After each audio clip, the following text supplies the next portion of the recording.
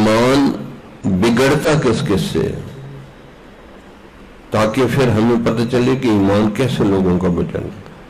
ایمان بگڑتا ہے جب آپ کے دل میں ایمان کی اہمیت نہ ہو، ویلیو نہ ہو، فکر نہ ہو، آپ کو کبھی سوچا ہی نہیں دل کے اندر کیا ہو رہا ہے، دل کے اندر کیا چیزیں آ رہی ہیں جا رہی ہیں، کبھی سوچا ہی نہیں کہ ایمان کیا۔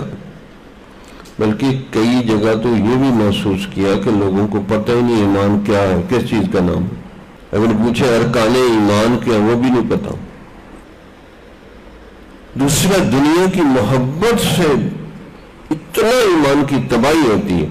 ایک حدیث کا مفہوم ہے کہ 2 بھوکے بھیڑیے کسی بکریوں کے ریوڑ میں چھوڑ دو، اتنی ایمان وہ اس کی بکریوں کی تباہی نہیں پہنچائیں گے جتنی مال پیسے کی محبت بندے کے ایمان کی تباہی مچا دیتی۔ یہ حدیث کا مفہوم ہے۔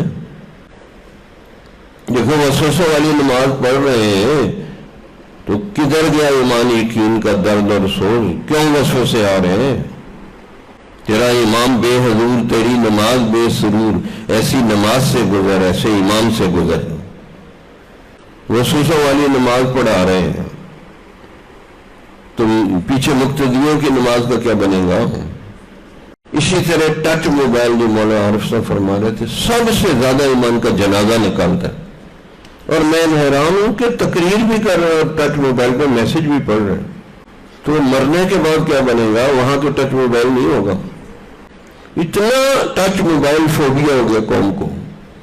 اسی طرح لا یعنی حدیث میں آتا ہے من حسن الاسلام ترک ما لا یعنی او کما قال صلی اللہ علیہ وسلم۔ انسان کے ایمان جو ہے وہ لا یعنی چھوڑے گا تب اس کا ایمان خوبصورت اور خوبصورت بنے گا۔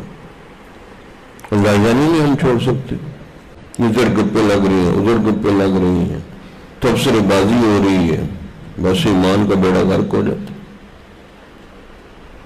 کس سے مانگے کہاں جائیں، کس سے کہیں